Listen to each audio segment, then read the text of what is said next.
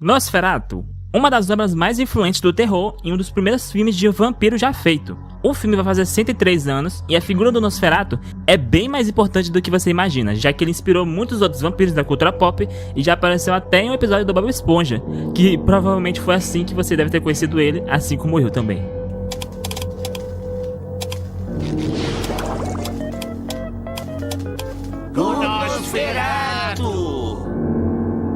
Além do filme de 1922, ele ganhou um remake nos anos 70 e 80, um metafilme nos anos 2000 e vai ganhar um novo remake agora em 2025. Mas hoje não iremos falar sobre ele, mas sim do primeiro Nosferatu de 22, pois como eu sei que ninguém vai assistir esse filme, eu estou aqui hoje para resumir ele, contar segredos dos bastidores e no fim eu vou dar a minha opinião para ver se vale a pena ou não dar uma chance para ele. Mas antes que me esqueça, olá poqueiros, eu sou Gabriel Freitas e esse é mais um vídeo do canal Nerd Popoqueiro.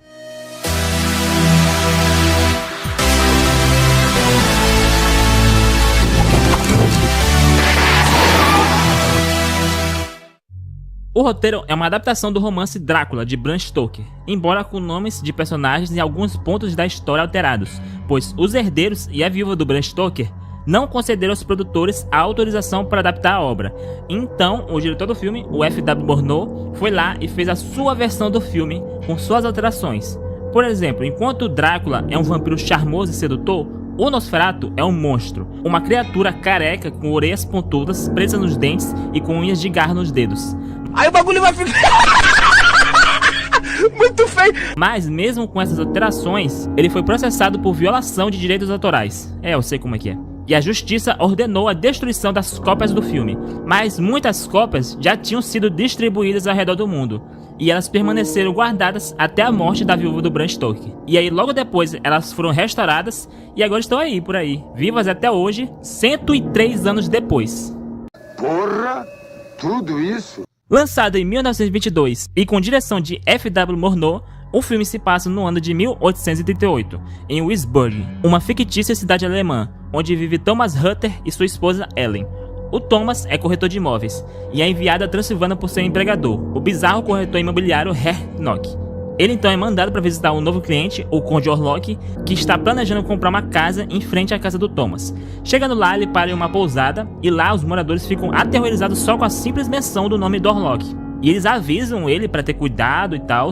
E mais tarde também, o Hutter encontra um livro super conveniente sobre vampiros e ele lê e acha que tudo uma besteira. O Hutter então chega até o castelo do Conde Orlok, onde é recebido pelo próprio. E mais tarde, quando os dois estão jantando, ele acidentalmente corta o dedo, e o Orlok tenta sugar o sangue dele, mas ele o impede, se afastando, e fica assustado com o Conde Orlok. Na manhã seguinte, o Hutter acorda e encontra 2 furos no pescoço, que ele acredita ser por causa dos mosquitos. Naquela noite, o Orlok assina os documentos para comprar a casa e percebe sobre a mesa um retrato da Ellen. O Conde então se apaixona por ela, o que o motiva ainda mais para comprar a casa que fica na frente da casa do Hutter. Lendo o livro sobre vampiros que ele pegou na pousada, o Hutter começa a suspeitar que o Orlok é um vampiro, e conforme a meia-noite se aproxima, ele começa a ficar desesperado e sem nenhuma maneira de barrar a porta do seu quarto. O Hutter tenta desesperadamente se esconder, e de repente a porta começa a se abrir sozinha, bem lentamente, e quando o não mais Orlok, mas agora Nosferatu entra no seu quarto, o Hutter aterrorizado se esconde sobre as cobertas. Enquanto isso, em Wisburg, a Ellen, de alguma forma, consegue ver o Nosferatu indo até o Hutter inconsciente e ela grita o nome do Hutter, que de alguma forma o Nosferatu consegue ouvir e isso faz ele ir embora. No dia seguinte, o Hutter explora o castelo e ele acaba encontrando um caixão, e dentro do caixão ele vê o Orlok dormindo. E mais tarde, quando o Hutter está preso dentro do quarto dele, ele observa o Orlok empilhando vários caixões cheios de terra e ratos em uma carruagem. E depois ele entra em um dos caixões e vai embora. E aí a gente descobre que essa terra é a terra em que ele foi enterrado, e ela serve para manter o Nosferatu forte e saudável. O Hutter então consegue fugir do castelo e volta para Wisburg, enquanto que os caixões são levados a bordo de um navio, e durante a viagem, todos os tripulantes acabam morrendo, o que faz com que eles pensem que foi por causa da peste que veio junto com os ratos que o Nosferatu trouxe, mas na verdade era o Nosferatu que estava matando os tripulantes um por um. E aí tem uma cena clássica, onde sobra só o capitão e o ajudante, e aí o ajudante vai confrontar o Nosferatu, e aí o Nosferatu levanta do caixão, e aí o ajudante pula do navio, e aí só sobra o capitão. E aí a gente vê o Nosferatu indo em direção ao capitão, dando a entender que ele vai morrer. Enquanto isso, a gente descobre que o Nock, o corretor de imóveis, que é chefe do Thomas, era na verdade um ajudante do Nosferatu. E ele tá esperando a chegada do Nosferatu. E ele já era meio biruleibe das ideias, mas quanto mais o Nosferatu se aproxima da cidade, mais ele fica louco, até chegar ao ponto de ser preso. Tanto que ele fica gritando na prisão que o mestre está vindo várias vezes. E sinceramente, essa é a parte mais desinteressante do filme. Quando o navio chega em Wisburg, Warlock sai sem ser observado, carregando um de seus caixões, e se muda para a casa que ele comprou. E essa cena, ela é muito engraçada, cara, mas não intencionalmente, porque ele fica caçando a casa dele e fica andando pra lá e pra cá, carregando um caixão no braço, e ninguém vê ele. Com a chegada do Nosferatu em Wisburg, acabam ocorrendo muitas mortes na cidade, o que faz os médicos pensarem que foi por causa de uma praga causada pelos ratos do navio. E por isso ninguém mais pode sair de casa.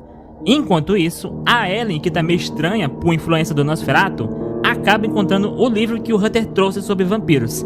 E aí ela lê o livro e em uma página do livro diz que um vampiro pode ser derrotado se uma mulher de coração puro distrair o vampiro do amanhecer com sua beleza e oferecendo a ele seu sangue por sua própria vontade.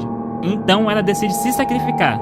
E aí então anoitece e a Ellen abre a janela de seu quarto para chamar o Nosferatu. E para manter o Hunter longe, ela finge ficar doente para ir buscar um médico. E aí depois que ele sai, o Nosferatu chega em seu quarto e bebe seu sangue, mas o sol nasce e o dia amanhece, o que faz o Nosferatu desaparecer e virar fumaça.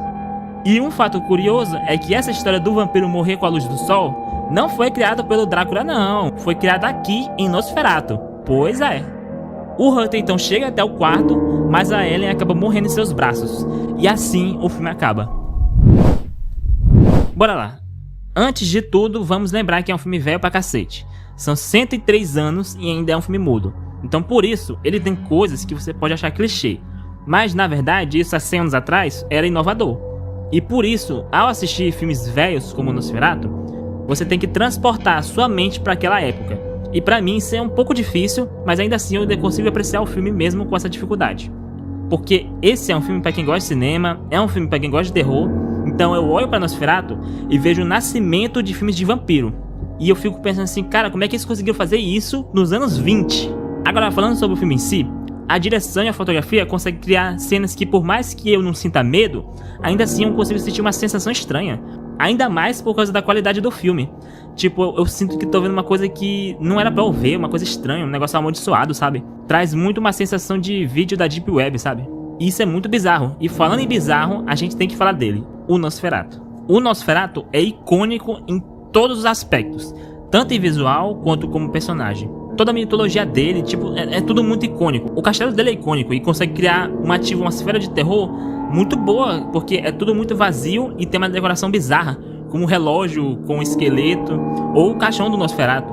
E voltando a falar do personagem em si, tem também a sombra dele do Nosferatu, já que em alguns momentos vemos só a sombra dele, e isso é bom porque não desgasta a imagem do Nosferatu e é um jeito inteligente de mostrar que ele está lá, mas nós não conseguimos ver ele fisicamente.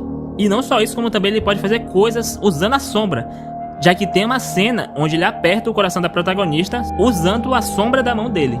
Os outros personagens são interessantes, e eles são expressivos o suficiente para se destacarem e serem memoráveis. O problema deles é que o Nosferatu é tão bom que ele ofusca todos os outros personagens. Mas ainda assim, o filme não escapa de ter alguns defeitos, porque da metade pro final, eu acho o ritmo do filme um pouco lento. Depois da cena do navio, o filme fica um pouco desinteressante, pelo menos pra mim. E também, como eu disse, tem a trama do Nock, que é muito chata. Tipo, o Nock é um personagem bizarro e ele tem uma personalidade memorável. Mas eu acho que ele é muito irrelevante pro filme, já que se você tirar todas as cenas dele, não vai interferir em nada. Mas no fim, o que importa é que Nosferatu é uma obra-prima do cinema, que moldou o gênero de terror e que quase foi destruído, mas ainda assim ele conseguiu sobreviver. E mesmo depois de 103 anos, ele ainda é lembrado e ainda vai ser lembrado por mais 103 anos. E é por isso que pra mim, Nosferatu tem uma nota 9. E esse foi o vídeo de hoje. E essa é apenas a minha opinião, então comenta aí qual a sua opinião sobre Nosferatu. Diz aí se você gostou do filme, se você assistiu o filme. E se você gostou do vídeo, já deixa o like e eu te convido a assistir outros vídeos no meu canal. E se você curtiu, você se inscreve e ativa o sininho. E lembrando que agora os vídeos vão sair um no sábado e um no domingo às 12 horas. E se der vontade, pode sair um vídeo extra na quarta-feira. Então é isso. Isso é tudo, pessoal. Nos vemos no nosso próximo vídeo Beijo do Nerd. Fui!